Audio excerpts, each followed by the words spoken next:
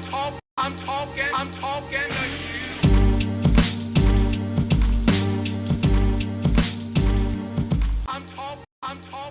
Hello and welcome to the next episode of the Root Zone podcast. I am your host, Christopher Stout. I am excited. We're down in location here in Millville, I believe, New Jersey, here at the Turf Trade Race Day. So we got a couple green industry folks. Nick's taking a quick photo. We have my good friend, Kevin Salters. We have Vince Doell from Keeping It Green. Just Keeping It Green, right? Is that it? That's it? Keeping It Green. That's the name. And then we also have my special guest, the pilot, the one and only Nick Schmitz from Green Turf up in Connecticut. Connecticut? Is it Connecticut? Connecticut. All right, great. So we're going to do a little bit of a hybrid episode here. Should be a lot of fun. We're on location, and I can't wait to get it going. So being the meeting of the minds with four people here that have been in the green space, we've all done some other careers prior to this, but we are down for a race day event put on by Turf Trade, which is pretty cool. We're going to get our credits, some CCU credits that'll help our license renewal. Going to race some karts tomorrow, learn about some new products, but really we're here to talk about the business of turf management. So let's start with Vince Doell. Let's get a little bit of story on you. You can start right from the beginning. What you really are doing full-time, what you're doing part-time, and your passion of where you're going to go with this. So from the beginning? Sure, whatever you want to talk about. Yeah, as I was saying before, like I said, this was one of my first jobs that I worked for a local company where I live in Forked River. About 16 years old, doing push spreader for about 700 accounts. From there, worked with him part-time. Became a full-time police officer at 20. From there, again, I was working with him part-time for a little bit and then went on to, wanting something bigger and better and, kind of, see what else was out there and kind of, do a business of my own. And I was like, what do I do? I figured go back into the fertilizer business, being that a lot of people would knock on my door and ask me what I did to my yard or who I hired. And I said it was me. So I got back into it. It's my sixth season right now. So I've been up since 4 as well. It's been a long day.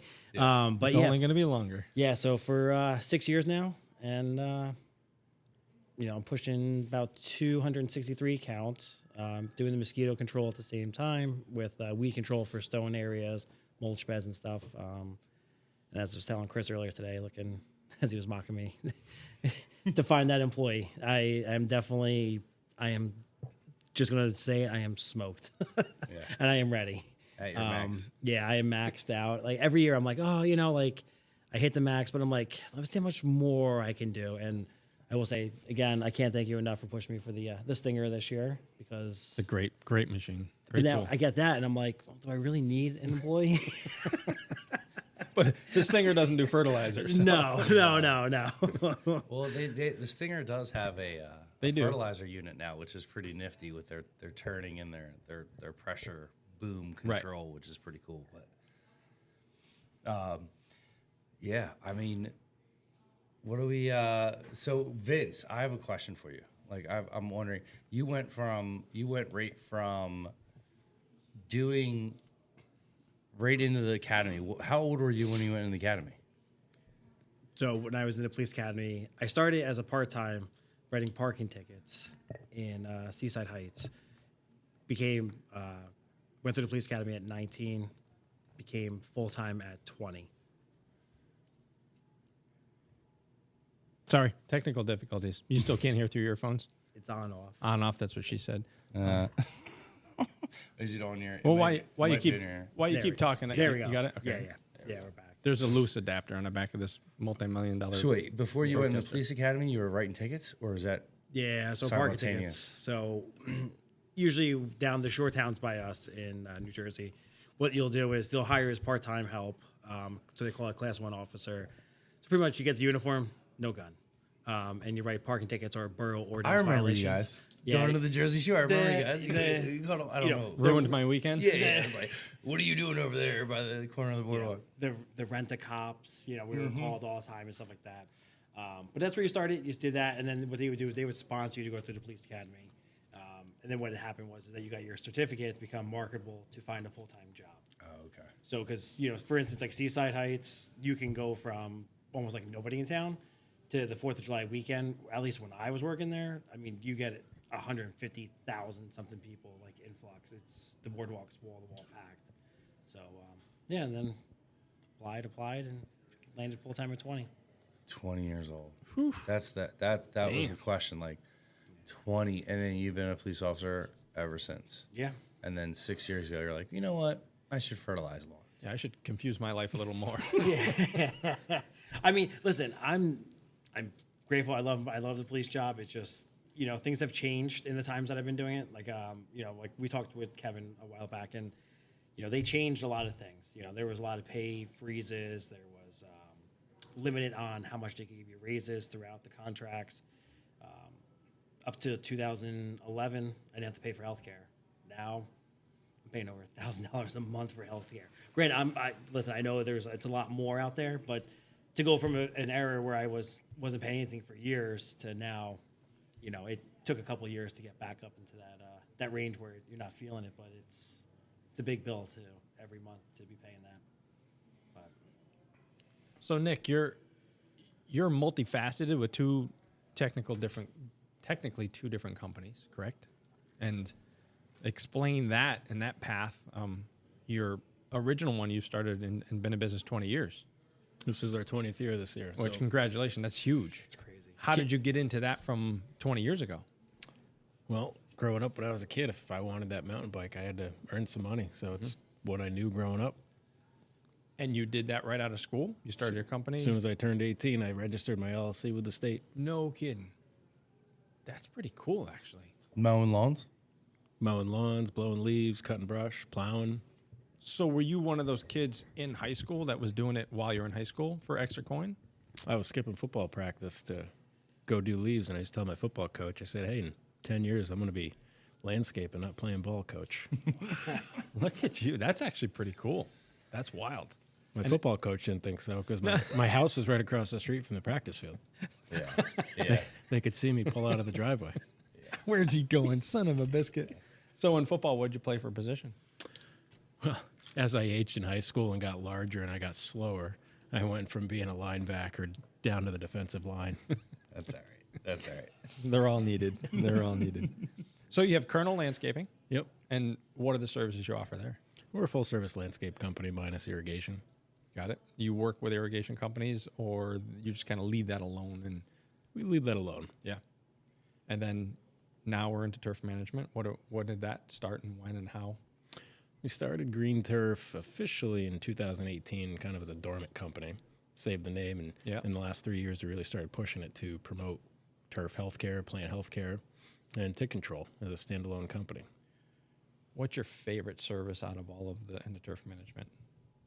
Oh, geez, I think tick control. It's so easy.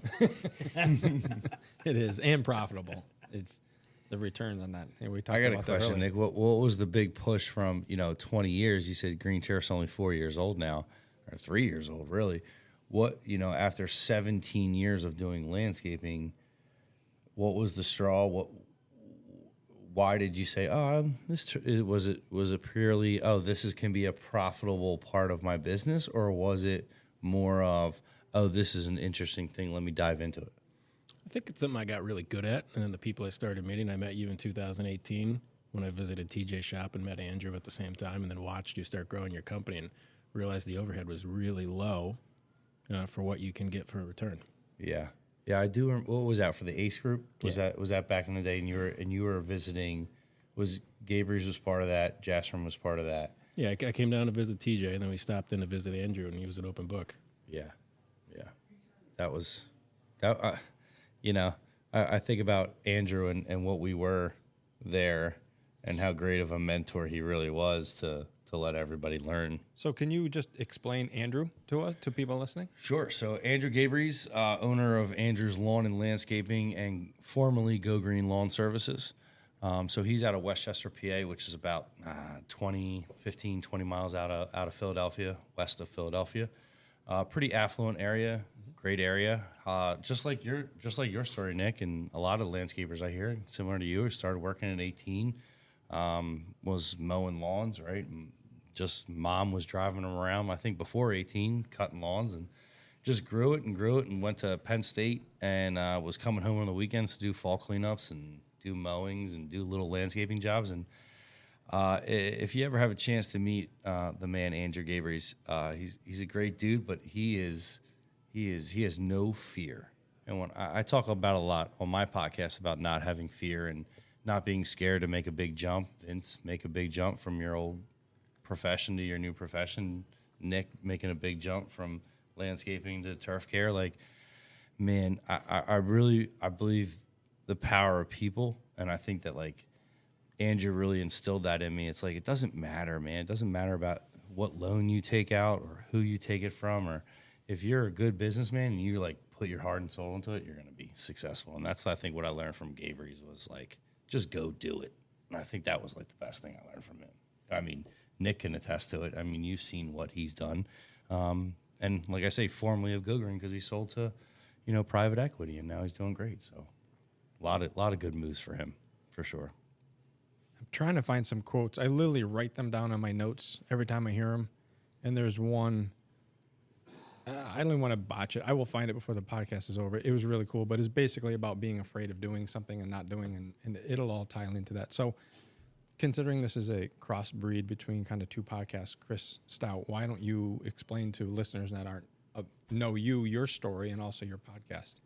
So, Christopher Stout, I'm the host of the Root Zone podcast and now an owner of Stout Lawn and Pest. I've been doing lawn care for about 14, 15 years. Kind of depends on what you call lawn care. I used to work with my mom a lot in landscaping, and I kind of consider a year or two of that doing lawn care. But formerly, before I was in lawn care, I was in the culinary industry from the time I was 14 years old when I can get working papers, all the way to when I answered a Craigslist ad to work for Scott's Lawn Care. Since then, I worked for Andrew Gabriels, kind of taught me the ropes on what the fertilizer business, like Nick said, the overhead's a lot less. Growing up in the restaurant business, you're making 3 pennies on every dollar. It's a totally different ballgame in the lawn care and pest world and even landscaping world. And I saw those margins, and I thought about how hard we had to work in the culinary industry to make our margins. And I was like, man, if I can do something like this and not have to work that hard to make 3 pennies, I can make 60 pennies on every dollar. It can be a lot easier. So it kind of forced my hand into it, and I really liked it. And like I said, I answered a Craigslist last, started working for Andrew Gabriels, and we opened Go Green and never looked back. So you're saying the restaurant industry is that low on return on margins? Mm-hmm. Really? Yeah. I would have never thunk that. Yeah, but it's you gotta food. Okay, let me preface that with that food, because alcohol, beer, you can make a lot more money on, but it's a different game because it's just a different game. How much depending on what state you're in, you can buy certain liquors, and it's a different game. But I'm saying with food, it's usually about 3 pennies on every dollar. Ooh, damn. So you think about your soup that you make a filet special. Yeah, you got some stew on the special for Monday morning or Monday lunch. That's where they get that from. And it's no knock on if anybody knows Anthony Bourdain or read anything, or that's just the culinary world. And the ones that are really good at it are the ones that can make that filet Something stew else. taste like the best stew you've ever had in your life. So what you had today becomes tomorrow's special. 100%. No kidding. 100%. Watched the 2 seasons of Bear, and I was like, that's Yeah. intense. Intense. It's intense. It was an intense world. I miss it every day. I still love cooking. My wife will tell you that I don't cook enough, but it's fun to have that knowledge for sure. Like, it's fun. It's cool to have like culinary knowledge. Do you miss the fast pace of it? Oh God, I miss the 5:30 to 7:30 rush. Like doing the 6 to 8 rush was like unreal. So fun. Now, I love to cook. Never did it at a restaurant level, but I figured out that I could satisfy people and make them happy by cooking. And I think that triggered a dopamine in me. And at a very, very young age, after hockey practice, I'd be the guy that would put food together. And the guys would be like, oh, man, that's good. And that just kind of drove me to do more and more. And I think we talked earlier, I'm not a baker because I don't want to follow rules. I just want to freelance it, and whatever comes out happens. So, yeah, that dopamine, I think, starts the whole value of even what we do now, because we're working for that reward of the customer or that turf. It looks great, and we feel that. And, we talked earlier about the lawn conditions that we're in right now with the brown and down, the drought that's going on. We're worried about cancellations, what our customers think of the lawn. But really, we're not having too many people actually reach out and say that to us. But we feel that because we think we should be delivering a better product. And right now, unfortunately, Mother Nature is the driver of that product, not us. We've given it everything we can.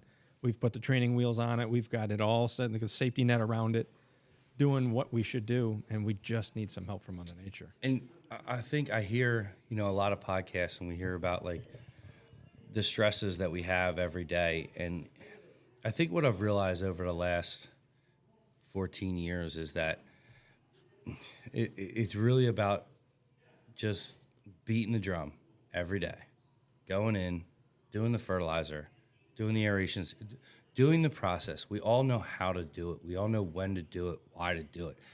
Stop. Like, I try to like get away from this year and say this is such a bad year, the weather, but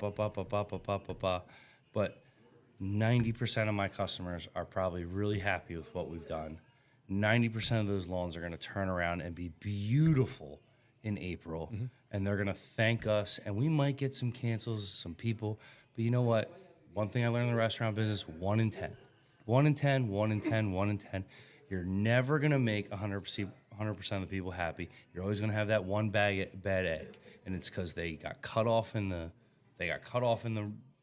their road to work, or they're getting a divorce, or their kids don't like them.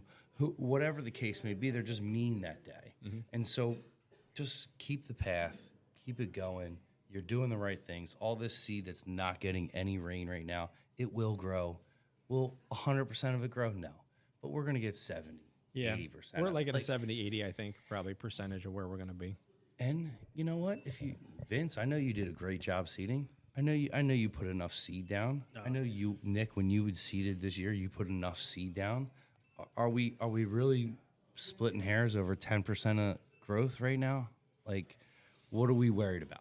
And as our client, do they know what 10% is of that 100%? Yeah. I think, again, we look at ourselves and treat ourselves higher because we're putting out a service. We are getting money for it, so we want to make sure we get that product out that they deserve. So, Nick, you do a lot of seeding another way. You do it with water.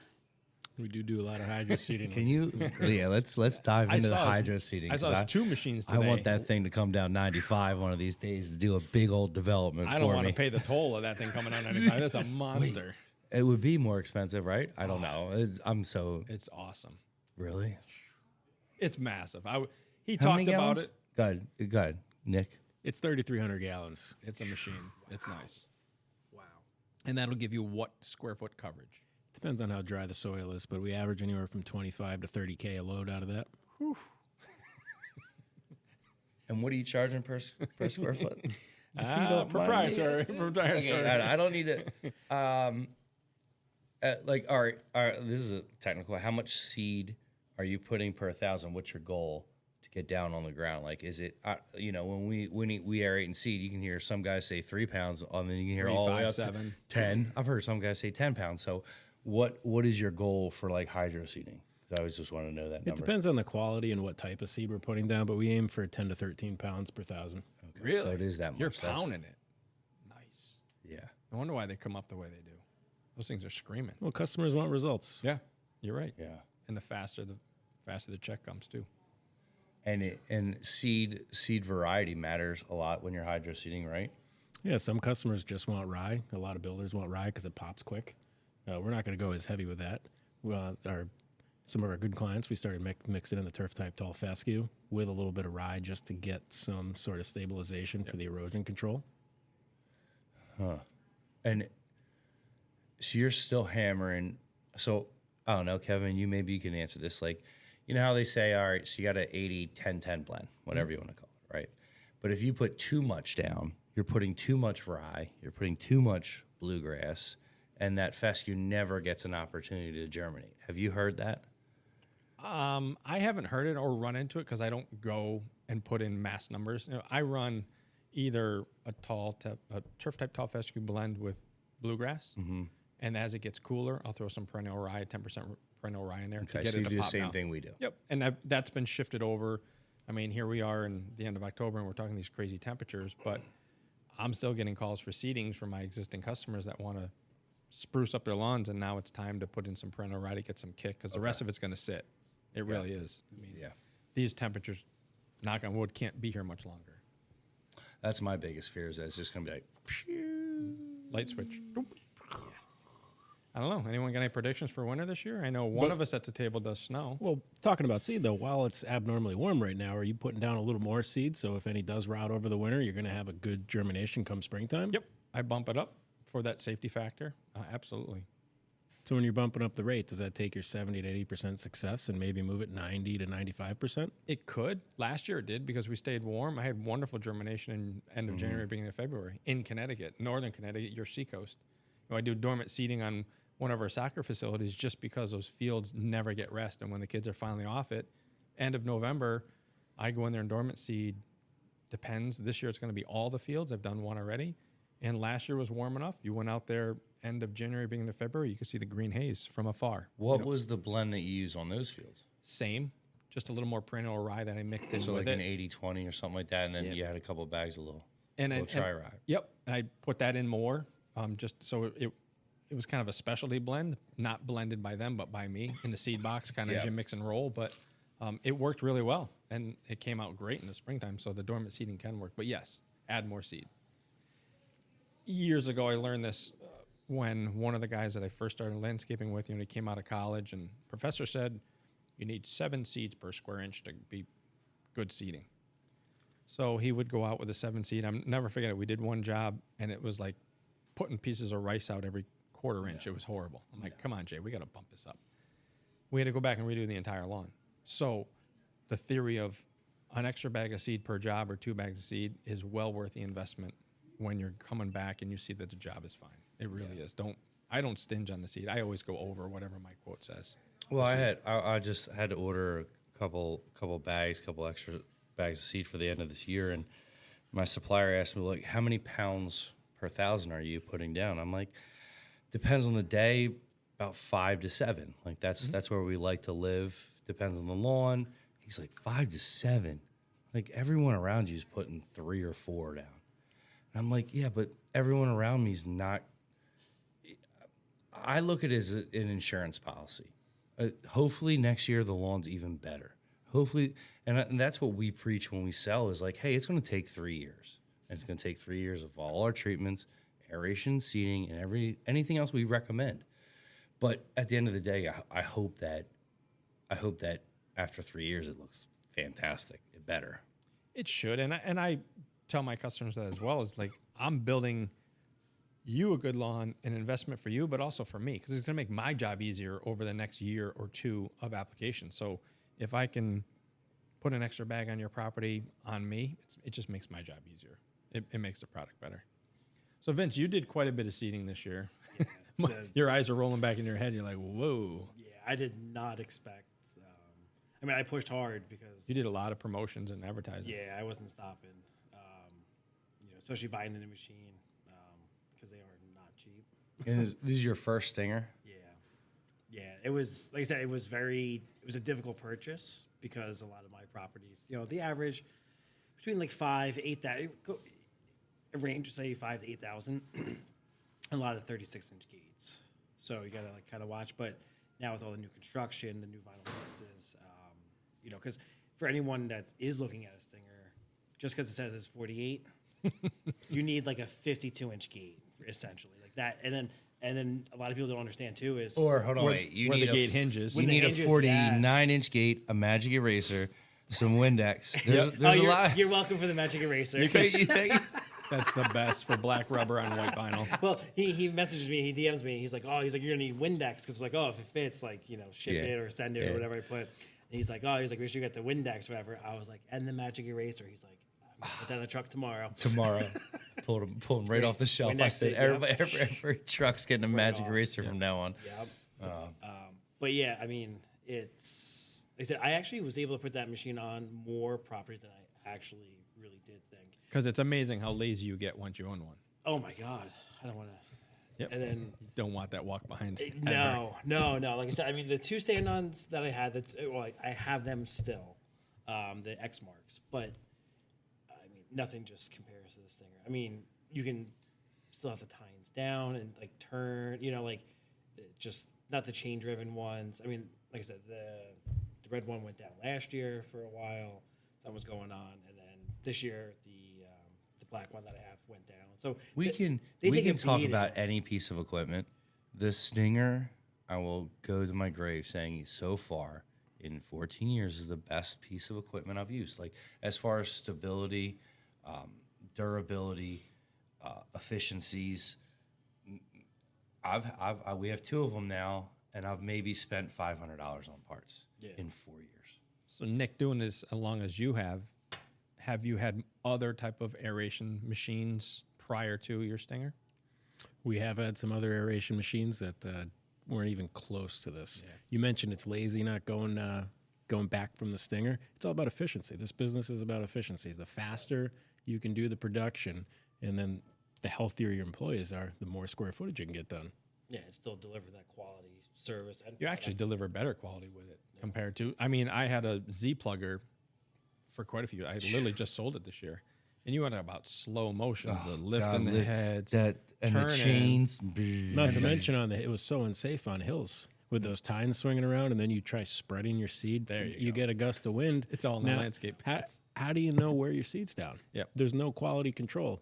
The Stinger, you set your seed rate, you get it calibrated, and you go. Mm-hmm. Yeah, and you don't realize, like I said, when I messaged you that one day, like, when you broadcast, you can obviously sitting on the leaf blades, but the Stinger, I'm like, I know I'm putting down, hitting that 4 or 5 pounds, but I'm like, where it's going? Where is the seed? I'm like, no, it's down there. Yeah. So that's definitely the perk is that seed. And you have a lot of customers that'll come out and say, I don't see much seed out here. I'm like, can you give me 3 weeks, please? Yeah. Just give me 3 weeks. Well, I had a couple that know the routine, and I got it this year. It was like, you were done in half 20 the time. 20 minutes. Like, what are you doing?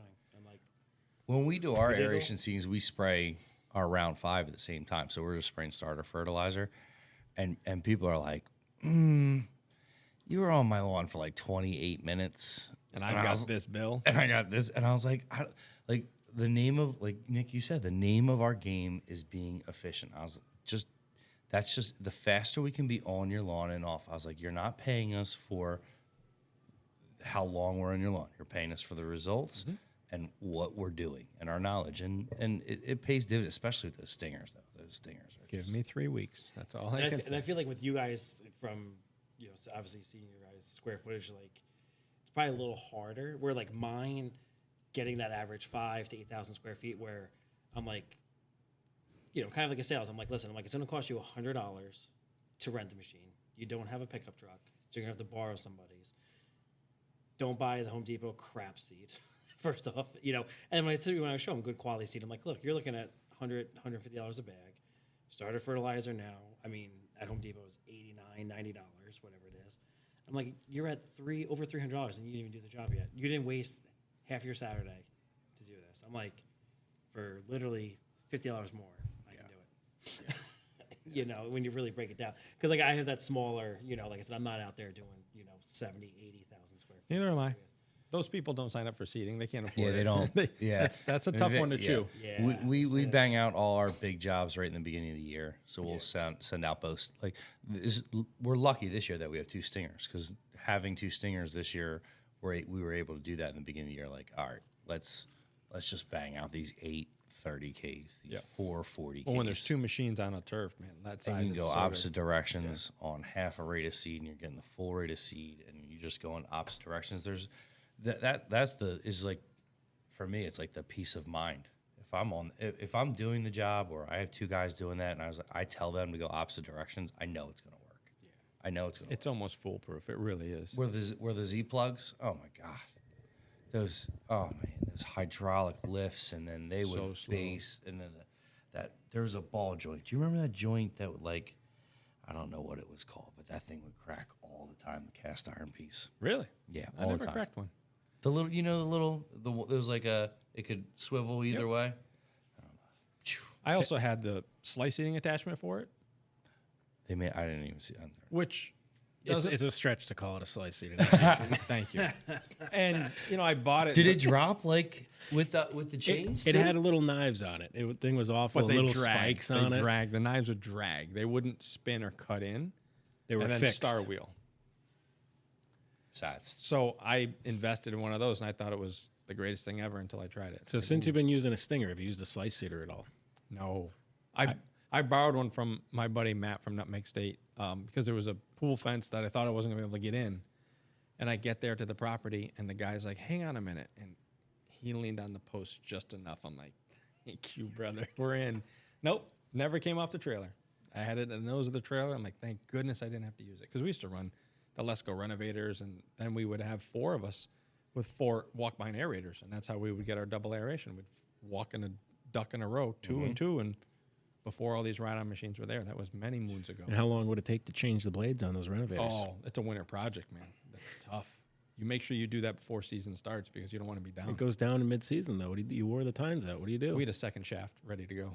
Change out. It was faster. We'd keep on in stock. And with a Stinger, how many times have you worn out a I set? haven't broken one yet. Knock What? on wood, and I'm surprised I haven't. What? Broken what? A tine on the Stinger. Really? No, and I've been on some rough properties with it. But it's gonna happen. It's about time to change them all this winter, probably. Kind of gets back to efficiency. Yep. It'll be my 3rd year on it, right? Yes, I've got 3 seasons beaten on it, so it's time to just change them all and start fresh. That's what I do with my Z plugger. I would just keep it set and change them out and be done. Don't worry about Do it. you use a drag mat when you use your Stinger too? I don't. I use what Dave Woolman does, the chains behind it. So I put chains through the foot pad itself and just kind of nicks it up. I know, Chris, you use a drag mat. I've seen that in your videos. So I did it last year for 2 of our top dressing jobs that we did, and it worked fantastic. Yep. And I really hadn't had time since then to mess with it a little bit. And we were talking about earlier, I got a couple. My son's hot and heavy into youth baseball right now, so I got myself into these turf renovations on baseball fields. And I did it 11 days ago, to be determined, I'll tell you. I see Teton Brown do it. Those 2 jobs that I did last year worked out fantastic. So I have high hopes for it. I think it's going to be really well. I think it really does a good job of spreading the seed, and just soil to seed contact is just so much I better. feel like you're breaking up. I haven't tried it. I just feel like with the smaller properties, like Oh, it'd be how is it? impossible. Yeah, I was gonna say So like hard. with the turning and stuff like that. Like that'd be. What about you, Nick? We used it on our last pass. It breaks up the cores, and it seems to come out so much better the way everything's distributed. Yeah, I like that. I actually like the idea, and I wanted to do that. I remember, and then I took Dave's idea. I asked him about it, and threw the chains on it. I haven't looked back, but I just think maybe for your soccer fields at the end of the year, Yep. that might be an opportunity. Just they're on Amazon, $100. Oh, that's. We've tried that'll different work. sizes. We've tried the small one that fits in between the tires, and then I think we use a 6-footer too, so it's wider. Yeah, that's why we use the 6-footer for the baseball fields, just because it was easier.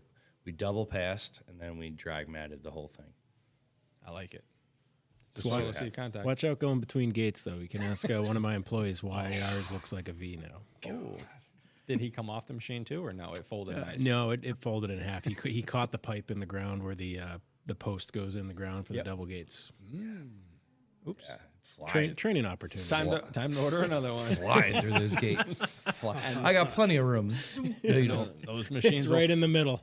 Those machines will fly too. Sometimes you feel guilty of going as fast as they'll go. It's like bump the seed rate up a little bit more and power to it. Yeah, I mean they wheelie. I never feel guilty about being efficient. It's not that. It's just you look to some of these smaller properties like you're doing 90 on their yard because the scale is so. But no, you go to the soccer field I just did. It was 88,000 square feet. Just buried the freaking mat right to it. Let's go as fast as I could go. Yeah, And I wanted off of that so bad. yeah, Took me 2 evenings. yeah. It's a tough one. So everyone's on their winterizer, closer time. It's closing time. I think there's a Round song, 6 for right? me. Yeah, round 6. Nick? We need that music. It's closing time. I'm not going to sing. I'm sorry. Nick was singing all the way down here on the way on how bad my driving was. I got a question for you guys because I'm sitting around three really intelligent people, and I asked a good friend of mine, Chris Woodland. He was on a couple podcasts of mine a couple times ago. I feel like I'm sitting next to three guys that want to grow, or that have the ability to grow, but are getting in their own ways a little bit. And like, I just want the real answer from all, not the real answer. We're not on The View or any shit like that, but like what's next? What's the next step for you guys? Cause like, I see so like, Kevin, I know what you've done in your past. I mean, I know like how talented you are. Nick, you've been in business for 20 years. Vince, you obviously have the fucking drive to do it. Like I want to know what 2025 is coming for three of you guys. So whoever wants to start, I think that's an easy one for the three of us that are here. We're going to hire a fertilizer employee. Yeah. Well, at least Nick's the one trying to. He's looking at ads as they're coming back on his phone on the way down here, which is great. Well, I'm talking to Kevin earlier in the week, and he's giving me a whole training outline and on how you go through the process of teaching an employee to spray weeds and spray the fertilizer with water. And why haven't you hired somebody? Such an ass. And what's the why haven't you hired somebody? It's a great question. I think it's just a fear of mine. I used to managing 80 plus people. I mean, I know what to do, but I did it with someone else's business, and maybe it's just an insecurity of mine of making that next step of the stress of, man, am I going to have payroll for them? I'm feeding another family. Holy cow, what are we going to do? You have imagine the reward of that. Yeah, though. I agree. There's two sides of that. A lot of people ask me about my business and what's the reward of the business. It's not boats. It's not fucking summer homes. It's I truly love to see other people succeed. It's the emotional connection to your business is why it's tough to make that step. Yeah. When you're looking at someone else's business, it's easy to point fingers and say, this is all you got to do. It's simple. It's so easy. It's crystal clear. From talking to you earlier in the week, I could see it for myself. Yeah. Yeah. I mean, you're looking in a mirror when you do it. You really are. Yeah, it's definitely it's a fear, and especially with us using like fertilizers and weed controls. I think it burn up the lawn. Yes, there's like we talked before. Like it could be hard, but like it could also be very easy. You grab that wrong tank off the side of the truck or something like that, and they grab the Roundup, and next thing you know, you're doing a sod job. I think it's a mix of that, and we have that expectation where we're giving it a 10 every single time, and to have an employee, so was it the Couldn't you use some of the training you got in the police academy? I mean, for your full-time job, you have a badge, a gun, and cuffs. And we're just spraying chemicals. Yeah. No. So like, and what we went to the Launchpreneur Academy a couple of years ago, and Greg Woodstock, the Pondicker, I think his name is. I think that is. But he had such a good thing, and I keep saying it all the time, and I even for other friends that have businesses, I tell them too, because they're like, oh, where do I go for the next employee? And I'm like, you are always wanting the 10, you're delivering a 10, but then you hire a guy, and he's like, all right, well, he delivers an 8, but the customer's expectation was always a 5, 6. Your employee delivered the 8, you're winning. Yeah. But I'm still, like, it's again, like Kevin said, it's a fear, because I want that 10 all the time. I want to know that everything's done. But then I'm going to tell you right now, it's been one of the most stressful years this season, because the phone going off. Which is a great stress to have. It's a great stress. But unfortunately, it becomes a negative stress. Yeah. And, listen, I'm not, it's now having a 1-year-old, there's another factor in there. It's a big layer, so, isn't you know what it? I mean? It's like me personally, am adapting to that as well, too. So it's like, I used to get home from the police job, 7 o'clock at night, and I can call people till 8 o'clock. But no, I have an hour to hang out with my daughter before she goes to sleep. Yeah. I'm going to prioritize that hour. 100%. And I'm going to call you back at 7, And I guess that's why I asked that question, Vince, and especially specifically to you, is because I remember that feeling of like not having enough time with the family. Oh yeah. And I remember plowing snow, and I was like, I can't do this anymore. Yeah. I can't. And it's it got to the point where I was like, shit or get off the pot. It's simple as that. I think you're closer than you realize how close you are to just being like, you know what? Let's go. Yeah. Let's go. Let's blow it up. I mean, even just having like a receptionist to, take the workload off because, I mean, we all know during that spring rush and then that fall rush during the air race season, I mean, the phone does not stop. So it's fear. Yeah, a lot of it's fear. Like I said, again, where I'm at with the Lagoon properties, my old man retires next season, so see if he's going to hold to his word and maybe take over like the weed control. So that'll take a little bit off my plate, and then push the 20% of the work is a lot of work. Oh yeah. Takes something off off the plate for sure. So it's a lot, that's for sure. They're all really good stresses that we're having. I mean, the growth. I mean, you grew this year. I grew this year. You grew crazy this year. Nick, I'm sure you grew this year, right? I hope so. We're We're all trying to get Nick on a straight line here. So baby steps. Nick and I are trying to do this accountability thing where we kind of try to hold each other accountable. And one was simple tasks of clear your voicemails off, get the estimates out you need to, clean the office, which ours is about 50% done. And the new one that I found for Nick today was on this 4.5 hour ride down here, because it was going to be an 1.5 hour ride, is getting his numbers. I'm like, all right, let's talk numbers. What do you got for footage and all that stuff? And we're not going to go deep into it. But you talk about, I have a conversation with Nick, and I'm like, well, how many square feet do you need? I don't know. How can you do no? I don't know. Who orders a tote of fertilizer and doesn't know how many square feet they need? Nick Schmitz. But it's all gonna change. It's all gonna change. Yep. So those are the new guidelines I saw or learned today of what we have to work on with Nick. I love it. Is get some numbers. The numbers. I love numbers. I love stats. I love the reporting part of it. It all tells a story. Well, that's what's great about this, right? So the first 18 years in business, I wasn't networking. I never went to school for this. I was all self-taught, so I didn't know any better. Mm-hmm. Now I'm starting to network and learn this stuff. Yeah, I wish I would have known it a long time ago, but you can only start from today. But not in your fault.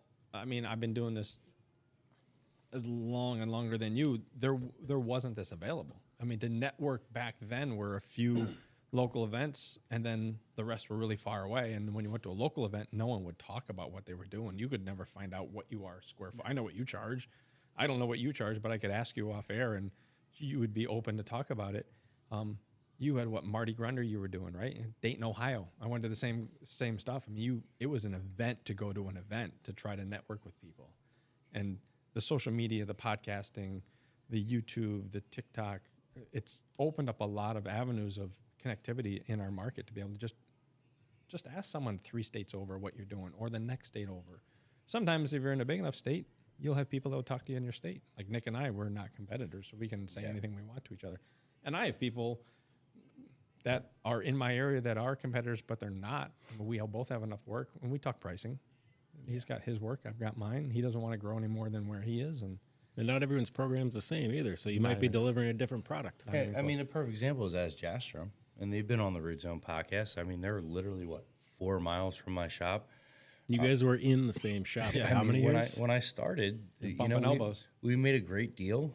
They gave me a spot to work out of, and I taught them how to do a fertilizer program. Now, Jastrom, TJ, and both his brothers have degrees from Penn State, so they're very knowledgeable. I'm not saying that I gave them any inside information, but I kind of, guided them in the right direction, and that was very valuable for them and very valuable for us. Now, do I think that could have happened 15 years ago? I don't know. And I'll always give a lot of credit to Andrew because he got me involved in all this. So do you think it wouldn't have happened 15 years ago because your maturity level wouldn't have been like, hey, we can work together in the same field in different trucks? And be confident enough that you can go your way and I can go our way? I think the knowledge of the business is me knowing the business. Got it. Even when I first started working, when I was a spray tech for Scott's Lawn Care, I really thought you could spray a lawn 3 times and it should be perfect. I was very upset for the first 3 years. I was like, what is going on? What are we spraying on these lawns? I know I sprayed it correctly. And There's only be one company out there then. yeah, exactly. That's a sales point now. Now I go, if you want me to spray it once, then I'd have the richest company in the world. Right. Like it's like a sales line now. But the first 3 years I was at Scott's, I was like, what is going on? And that's what I mean. It's like the education of like how the business works, how it actually functions, how the the agronomics work. And hence why we're all together today and tomorrow is we're going to learn new agronomics, new products that are out there, or new ways that we can be more efficient in our jobs to give a better product to our customer. That's why we're here. That's why we're sitting at this table. And networking, there's no better way to learn about whether this product that we're going to see at Turf Trade is the greatest product you've ever seen, or it's just another fertilizer, right? And there's only one way to learn is to bounce ideas off each other and to test the products and see how they turn out, because a 4000 from John's fertilizer company is the same 4000 From Stout's Fertilizing Company. from Stout's fertilizing company. And then Kevin, I always say it's not about who what you're applying, it's who applies it and when they apply it. So one of the quotes that I had was, no one knows what they're doing, but some people just do it anyway. And those are the people that succeed. So Nick, got out of high school, right? Boom. Same thing. 14 years old, started this. I had no idea what I was doing. I just knew I made to make rent, pay bills, help my mom make some money for the house. I'm buying a tote of fertilizer. Why? I don't know. I'm buying it. It looks cool. Someone told I saw it me- on TikTok. Someone told me this brown stuff is gonna work. Yep. Paint it brown. Yeah. No, but I mean, it's true. The big thing in business is just making a choice A decision. and going for it. Mm-hmm. And if it doesn't work, you pivot, try something else. Yeah. It kind of goes with that, like big risk, big reward. And then I still like the one, you talk about quotes. It was like, because like you get it a lot about business. It's like, oh, what if it fails? Nobody ever really goes, you should go for it. Do it, go for it, whatever. It's always a lot more negativity, I feel like, when you're going to start, like, my dad was still positive, but he was still like, my dad's really like, what's your plan B? What if it doesn't work? I was like, I still have my police job. And I saw that quote thing. It was like, oh, if my business fails, I'll just work the 9 to 5 like everyone else does. So I'll be normal. Yeah. So like, I don't know. So speaking of failures, Chris, we all know Andrew got bought out. How many failures did he have to get to that point? Nobody talks about the failures. He makes a lot of decisions and goes for things. 100%. I mean, we don't have to get into specifics, but I know of numerous times where Andrew had to mortgage the farm to get to the next level, right? Whether that was to buy the next dump truck, to buy the next. I heard you guys had to give up Post-it notes before. That was a good conversation earlier. He gave a total halt for 1 month of office supplies. We were not allowed to buy one single piece of paper, a pen, a Post-it note for 1 whole month. But I mean, he made some real sacrifices in his life, and and I look back at everyone's different. A lot of people have the support of their family. Some people don't have the support of their family. Some people have support of their friends. Some people just doing it all on their own. So I think every situation is different. I'll go back to, I think, is you just believe in yourself. I tell that to Steve, my co-owner, like, are you sure we want to buy that brand new F-250 that we just bought 7 days ago? I'm like, absolutely. 4.9%. We're not going to get a better interest rate. And I know we're going to sell 110 bugs next year to fill that route. And it's become less fearful and more planning. If that makes sense, where I have the data now with Stout Lawn and Pest. There it is. That's the word. You have the backing, the knowledge, the forecasting of knowing what you can see. Now you have repeatable data that you can go back and say, I can repeat what I did last year. I know and I can can add something to it. I So, know. yes. I know I can do the same revenue plus 100 customers next year at X amount of dollars spent on marketing. And that's where the numbers come way into play. Having that data is so important. And the confidence that you take the fear out of it. I'm confident that we're going to do that next year. You take it out of emotional decision, and now Yeah. it's just a business thought. Yeah. Correct. Yep. Chris really knows his numbers because he's not in the field like we are. I was in the field this year, buddy. We did 300 aerations. I'd bet to guess I did about half those. So I don't want to hear that. I was in the field a lot less, and that when I first started Stout Lawn Care, the ultimate goal was to be out of the field by year 5. So we'll see. You're on track. No, I'm a year late. Oh. I want to be not working year 5. How many days of the week are you in the field, though? Spring, I was 4 or 5 days. Through the summer and into the fall, I'm 3 days in the field. Do you count golf day in that? Nick, this is a podcast. Everyone's gonna hear this. No, I try to golf as much as I can. I'll leave it at that. Well, we know what you can tell everyone. What's your escape from business? I go mountain biking on the weekends with my family. Your kid, one of your sons Bullshit. races like crazy. I saw a picture of Nick flying over the memorial at the 9/11 the other day. So, what's your other hobby, Nick? I like to go flying, too. Yes. The 9/11 flight was the most memorable flight I've ever had. That's awesome. Those pictures were wanted to. amazing. Yeah, it's some pretty cool stuff. But flying a lot. Like, when did you buy your plane? Back in 2011, I got the plane. I was so involved with the business working in the field, I never had time to fly, though. And officially, when did you get your pilot's license? In 2010. Wait. You got your pilot's license before you got your plane, right? Yep. But all right, I'm a little bit confused. When did you start when did you start flying full time? I started training for my license in 2009. Got certificated as a private pilot in 2010. Bought my plane in 2011, and then 2 years ago is when I really started putting hours on my plane. That's what I was. Prior to that, I was working all the time. And that's like you golfing. You got to take time for yourself and enjoy. That's why we do this business, is to earn a living.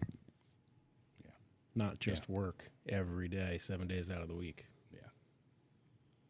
Another quote. Where is it? Because we learn the value that time is money, we value money more than we value time. That is probably most of us at this table. Some of us are learning it faster than others. I'm not one of them. I think that's what it goes back to, trying to find that employee. I would think about that when that pops up. It's like you're so used to making that money. Now you have the overhead of an employee, and now you're not. Those margins get smaller. Your first employee is the most expensive investment in business. It always will be. Yeah. You will personally lose the most amount of money of what you're used to seeing, but you will also gain the most amount of time. And that's exactly what. And then what is the value? Is the value the money or the time? Yeah. That's some of us have less time than others. You have a daughter. Daughter? Yes. You're not gonna want to miss any of those dance recitals. I'm not gonna. You're not gonna. Right? I'm not gonna lie. I'm here, and I. It's tough. It's tough. Yeah. Yeah. Yeah, that was the biggest change for me. Yeah. Is I saw the forecasting. I saw where Andrew was going, and nothing against Andrew, where he was going and where he was taking the business. And I knew how many hours I would have had to put in. And I knew what I would have had to do. And I didn't want to do it. A big shift for me was I read a quote that by the time your kid is 12, you've spent 75% of the time you're going to spend with them by the age of 12. Because they start going to school, daycare, kindergarten, hanging out with friends. Doing their own thing. Mm-hmm. It exponentially just dissipates. Wow. That really hits home when you think about it that way. Yeah. Yes, So all the bike races that I go to on the weekends where there's no work, you're going to think about that when you get older and your kids are out of the house. We never missed any of our events of our kids, which was awesome. Any job I had, every soccer event, every tournament, traveling the country. We're actually going this weekend to New Jersey. My kid's 27 years old. I'm still going to see him compete. Yep. Why not? I miss it, So, yeah, that is super important. Those are things you just can't take away. Yeah. Work's always going to be there tomorrow. You talk about losing 10% of your customers every year. I explain that to our customers, and if they're not okay with us not showing up tomorrow and showing up next week, they're probably not the customer for us. Yeah. We're a family-run company. We're not a big national chain. Yeah.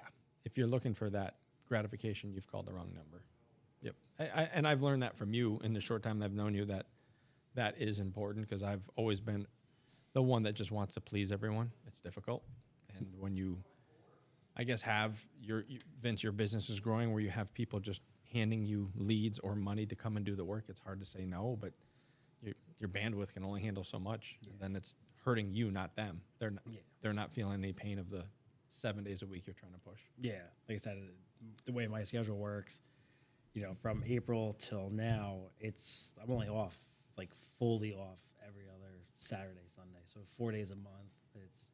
So you need to recuperate on the wintertime. Yeah. But you still do another full-time job on top of that. So it's not like you're completely naked of doing nothing. Yeah. So so the off season, I'm back with that, not back with that, but yes. So that's still the full time through that. But And then Nick has the stress of snow during the wintertime. yeah, no thanks. Yeah, I mean, I've 3 months done goes it. Chris has quick. done it, and we've done it for so long. It's a necessary evil at times to provide for your clients and to provide for your overhead. It was.